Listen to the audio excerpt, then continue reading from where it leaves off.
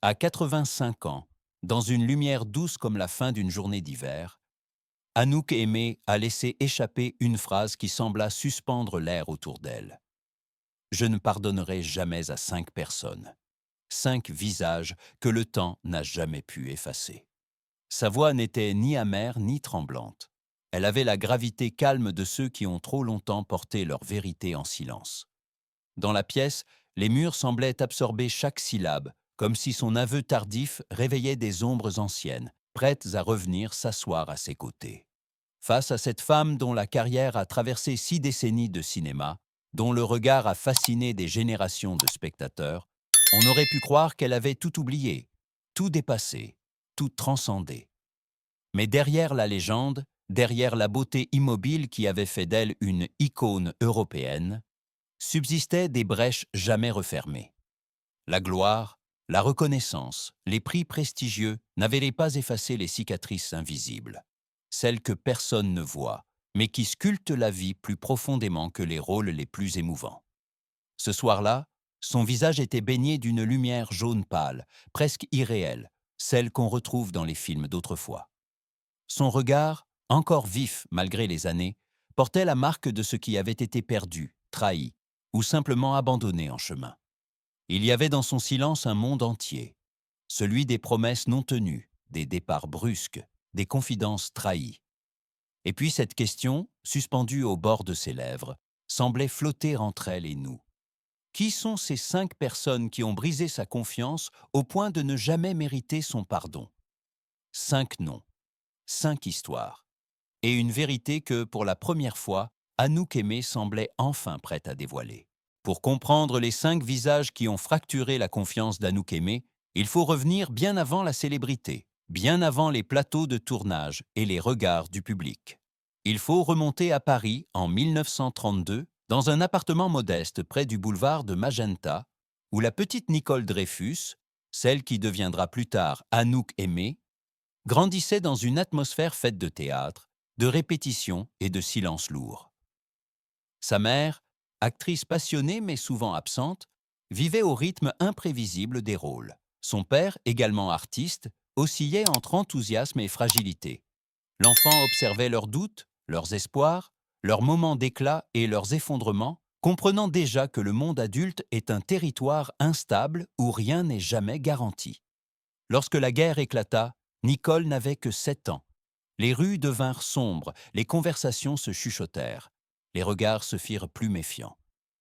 Pour la protéger, sa famille lui donna une nouvelle identité. Une petite fille obligée, du jour au lendemain, d'oublier son propre nom. Cette déchirure silencieuse fut l'une de ses premières initiations à la fragilité humaine. Si un nom peut être effacé en une nuit, combien de choses dans la vie peuvent l'être tout autant?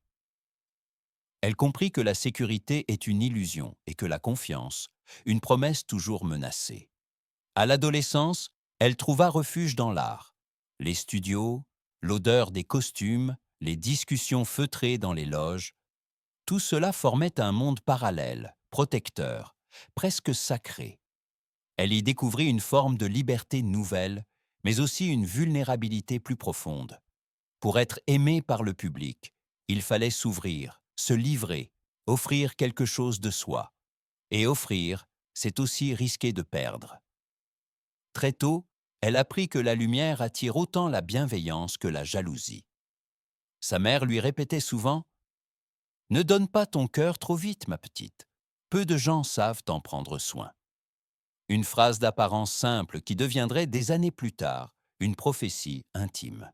Car avant même que les 5 noms ne viennent marquer sa vie, Anouk Aimée portait déjà en elle les cicatrices d'une enfance faite de déplacements, de changements brusques, de promesses incertaines.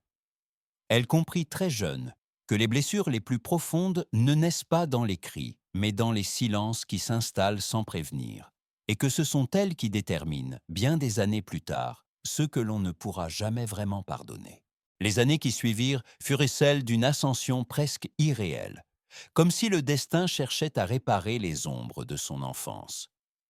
À peine sortie de l'adolescence, Anouk Aimée devint une silhouette reconnaissable entre toutes, avec ses yeux profonds, son port de tête gracieux et ce mélange rare de douceur et de mystère qui fascinait immédiatement.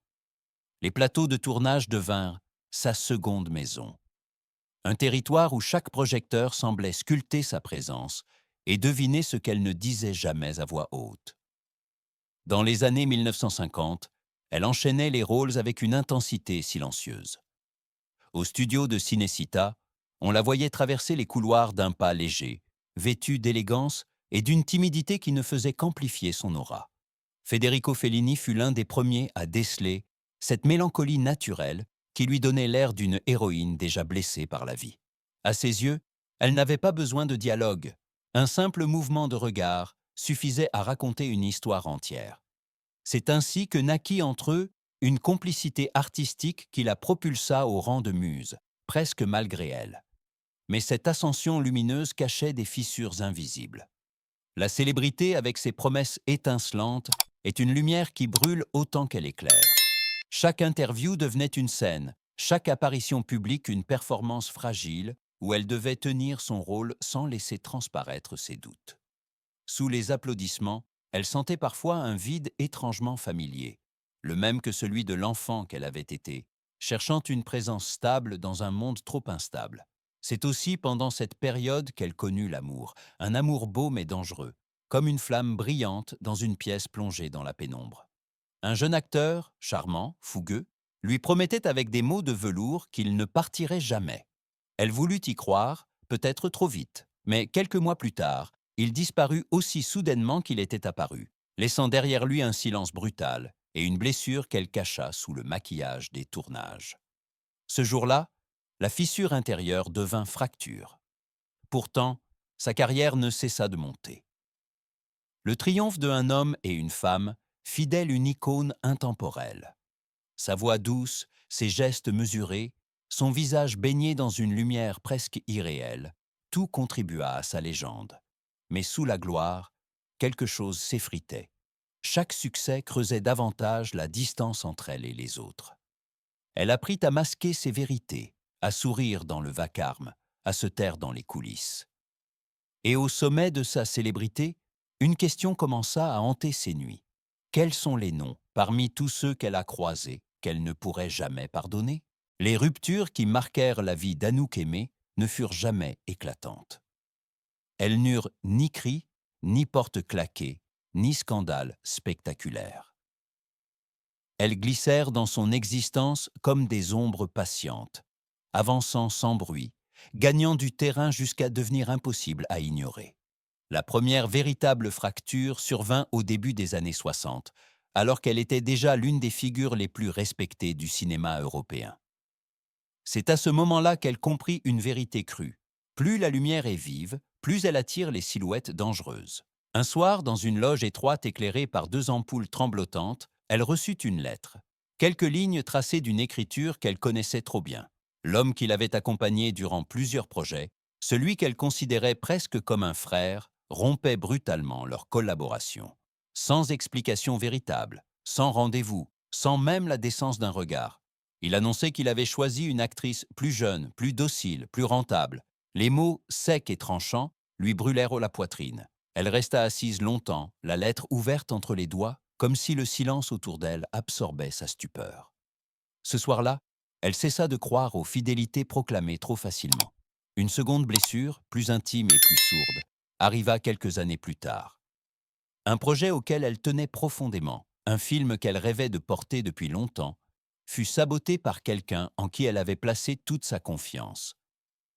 Un accord passé dans son dos, une promesse reniée, une décision dissimulée derrière des sourires professionnels. Lorsqu'elle apprit la vérité, elle ne protesta pas. Elle ne chercha pas à comprendre. Elle se contenta de s'asseoir près d'une fenêtre donnant sur un Paris gris et de murmurer « Je vois, c'est donc ainsi que l'on apprend ». À partir de ces failles successives, Anouk développa une habitude dangereuse, celle de tout garder pour elle, de ne plus poser de questions, de ne plus espérer de réparation.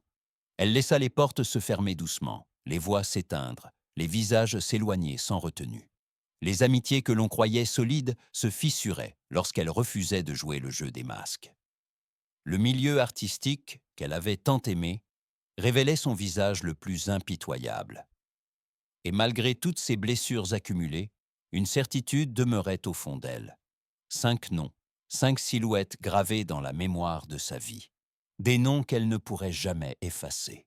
5 noms, 5 blessures, 5 ombres qui ont traversé la vie d'Anouk Aimée et laissé des traces que ni le temps, ni la gloire, ni les silences n'ont pu effacer. Lorsqu'elle évoque ces visages, sa voix ne porte ni colère ni rancœur apparente. Elle ressemble plutôt à un souffle ancien, celui d'une femme qui a trop longtemps gardé pour elle des vérités qui pesaient trop lourd. Le premier nom remonte à ses débuts, à cette période fragile où une jeune actrice croit encore que les sentiments peuvent être aussi stables que les rôles qu'on lui confie. C'était un homme qu'elle avait aimé avec la ferveur douce des premières passions, un regard dans lequel elle pensait voir un avenir. Il lui parlait de stabilité, de complicité, de promesses faites pour durer. Elle avait voulu y croire, peut-être parce qu'elle n'avait pas encore appris à se méfier. Mais un matin, en feuilletant un journal, elle découvrit la vérité. Un autre visage, une autre femme, une autre vie qu'il avait volontairement cachée. Ce qui l'a blessée, ce n'était pas la rupture, mais d'avoir été tenu à l'écart de sa propre histoire. Cette première fissure lui apprit que l'amour peut mentir, même lorsqu'il vous regarde droit dans les yeux. Le deuxième nom est celui d'une amie. Ou plutôt, de celle qu'elle croyait être une amie. Une actrice brillante, vive, avec qui elle partageait des confidences, des rires entre deux prises, des secrets d'âme. Pendant longtemps, Anouk pensa avoir trouvé en elle une présence rare, une femme qui savait écouter sans juger. Jusqu'au jour où un rôle promis à Anouk, discuté en privé avec un réalisateur, lui fut soudain retiré, au profit de cette même amie. La trahison n'eut rien de spectaculaire. Un simple message, quelques justifications vagues, et cette phrase glaciale « Tu comprends ? C'est la carrière ». Ce qui lui fit mal, ce fut la facilité avec laquelle l'amitié avait été remplacée par l'opportunisme. Une blessure sourde, sans éclat, mais terriblement profonde. Le troisième nom appartient à sa famille. Non pas un parent proche, mais une personne dont elle espérait un soutien sincère. Profitant de sa notoriété, cette personne utilisa son nom pour obtenir des faveurs, des contrats et même un certain prestige social, sans jamais chercher son accord. On prétendait agir pour elle, alors que tout n'était que manipulation habile. Lorsque la vérité éclata, Anouk ressentit une trahison d'un genre particulier, celle qui ne vient pas d'un étranger, mais du sang même que l'on croit fidèle. Elle ne chercha pas l'affrontement. Elle laissa simplement cette partie de sa vie s'effacer lentement, consciente que certaines blessures ne se referment jamais tout à fait. Le quatrième nom n'est pas celui d'une personne unique, mais d'un ensemble mouvant, le public et les médias. Une entité à deux visages. D'un côté, l'admiration sincère, les lettres touchantes, les applaudissements qui l'ont porté si haut. De l'autre, les critiques acerbes, les jugements injustes, les questions intrusives, les commentaires qui sculptent sans pitié l'image d'une femme qu'ils ne connaissent pas. Il y eut des périodes où une simple phrase mal interprétée devenait un titre hostile, où son silence, pourtant naturel, était analysé comme arrogance, où sa réserve était perçue comme froideur. Ce quatrième nom symbolise cette part du monde qui aime trop vite, mais blesse encore plus vite. Non par haine, mais par méconnaissance, par insistance, par ingratitude parfois. Et puis demeure le cinquième nom, celui qu'elle a mis le plus de temps à prononcer, celui qu'elle a protégé comme on protège une vérité trop dure à affronter. Lorsqu'elle en parle, sa voix se fait presque un murmure. Le cinquième, c'est moi. Elle ne se pardonne pas ses silences, ses hésitations, ses élans qu'elle a retenus par peur d'être blessée. Elle ne se pardonne pas d'avoir construit autour d'elle des murs si solides que même l'affection sincère n'arrivait pas à les franchir. Elle ne se pardonne pas les moments où elle a laissé partir ceux qui l'aimaient vraiment, pensant que la solitude la protégerait. Elle ne se pardonne pas d'avoir parfois choisi la fuite plutôt que la confrontation, d'avoir porté trop longtemps des blessures qu'elle aurait pu déposer entre des mains bienveillantes. Car la vérité, la plus intime, est celle-ci. On peut survivre à la trahison des autres, mais il est presque impossible d'échapper à celle que l'on se fait à soi-même. 5 noms. 5 cicatrices. 5 fragments de vie qui expliquent pourquoi, à 85 ans, Anouk Aimée peut enfin dire « Je ne pardonnerai jamais, mais j'ai finalement compris ». À 85 ans, lorsqu'elle referme mentalement le chapitre de ses 5 noms, Anouk Aimée ne cherche ni absolution ni explication tardive. Elle demeure simplement assise dans une petite pièce baignée d'une lumière dorée, celle qui glisse doucement sur ses mains, marquées par le temps. Sur la table repose un vieil appareil photo, un scénario plié en deux et une photographie en noir et blanc où elle sourit à 20 ans. Tout semble appartenir à une autre vie, un monde qu'elle contemple désormais avec une tendresse mêlée de mélancolie. Elle inspire profondément, comme pour remettre de l'ordre dans les échos de sa mémoire. Ce qui autrefois aurait été une douleur vive n'est plus qu'une vibration discrète, mais encore assez forte pour serrer légèrement son cœur. Le silence autour d'elle n'a rien d'un vide. C'est un refuge, un espace où ses souvenirs peuvent enfin se déposer sans violence. Elle n'attend plus rien, ne réclame plus rien, ne souhaite le retour de personne. Elle accepte simplement que la vie, comme le cinéma, n'est belle que lorsque l'on ose regarder ses scènes les plus sombres. En levant les yeux vers la fenêtre, elle laisse échapper une pensée qu'elle n'avait jamais prononcée à voix haute. Peut-être que pardonner, ce n'est pas oublier. C'est apprendre à vivre avec ce qui n'a jamais été réparé. Un léger sourire traverse alors son visage, comme si cette phrase venait de délier en elle un nœud ancien. Et tandis que la lumière décline, une réflexion demeure, suspendue comme un souffle fragile. Peut-on vraiment vivre sans pardonner? Ou faut-il parfois garder la douleur pour se rappeler que l'on a aimé? Deux questions sans réponse. Seulement une sensation douce amère, comme un soupir qui s'évanouit après la dernière image d'un film.